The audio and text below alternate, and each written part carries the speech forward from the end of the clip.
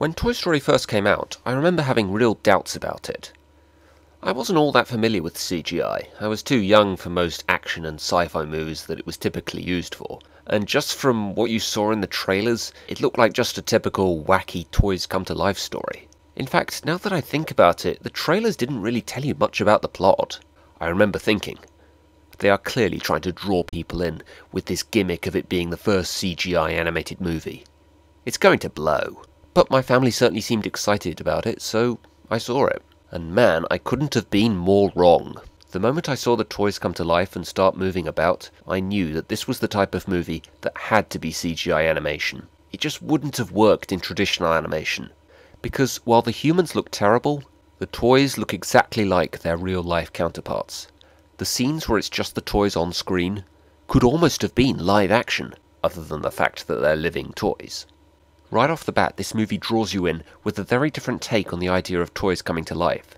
These toys are not just kids in toy form, they are actually much more adult-like. They are aware of the world around them. They know the name of the next door cat, for example, and they are very well acquainted with human behaviour. When they find out it's their owner Andy's birthday, they know exactly what to do. They send out a set of army soldiers to scout out the presents. This sequence is probably the main thing that people remember about this film. And yet, it doesn't have that much to do with the story. You could remove this and it wouldn't change the story that much. But it does a great job of drawing the audience into this world and the way that the toys have learnt to adapt to human life, right down to the way that they walk despite having their feet attached to a plastic base. Now how about the main toys? You have Woody, Andy's favourite toy, and I guess him being the favourite toy makes him the leader. At first he's an easygoing leader who tries his best to keep the rest of the toys under control. But as soon as Buzz comes along and inadvertently knocks him off the top, Woody turns into a real dick, as anyone would if they were knocked off the top and put into a situation they're not familiar with. He takes out his frustration on Buzz when it isn't really his fault, and even though the way that Buzz gets knocked out of the window was an accident, the way that the other toys react is really no more than Woody deserves for the way he's behaved towards Buzz. As for Buzz, well, for large parts of the film, he isn't actually much of a character. He's more someone under the delusion that he's something he's not. The real evolution of his character doesn't happen until the final act, when he actually discovers that he's a toy. Before that he works more as comic relief, with his elaborate tech talk. Tape, for example, being intergalactic bonding strip to him.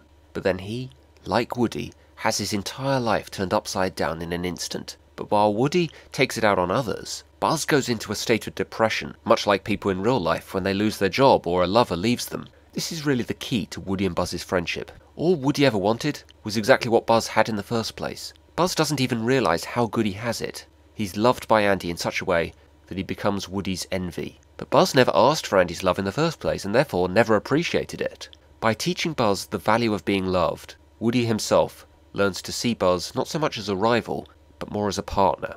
Then there is the character of Sid. Now, I want to make something perfectly clear here. Sid is not a villain. Sure, he tortures the toys, but he doesn't know that they're alive, so why shouldn't he?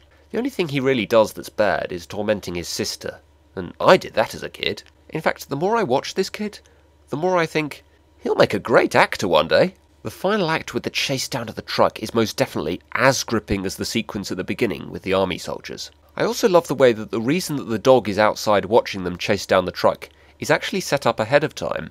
Also a nice moment where Buzz sacrifices himself to stop the dog from taking Woody, a sign that they are genuinely friends now. And here's a little subtle sign of the changing Woody. Earlier in the film, he calls Buzz back simply because he's worried what the other toys will do to him if he comes back without him. Now, he just doesn't care that the other toys have seen him kicking RC out of the truck. All he is focused on is saving Buzz. There is also a nod to the fact that Buzz now respects Woody, with him using his falling with style line. So what are the bad things in this film? Well, I have to say, the change from Buzz thinking he's a space ranger to Buzz just acting normal does seem a little abrupt. It's hard for me to see them as the same character. Sid giving Woody the match for the rocket seemed a little convenient to me. In fact, since Woody never actually gets to use that match, what was even the point of that? I would also have liked to have seen what long-term effects the toys coming to life had on Sid. Like, did he need counselling? Was he put in an insane asylum? Did the mutant toys ever come to life in front of him again? Just something to show what happened to him. It would have been nice to have had some explanation as to why the toys have to stay still in front of humans. Like the action figure Sid blows up.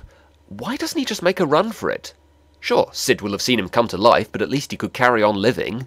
This is especially odd in the case of Buzz, since he doesn't even think he's a toy. But nitpicking aside, this is still a fantastic story of learning to accept who you are and that there will always be those better than you.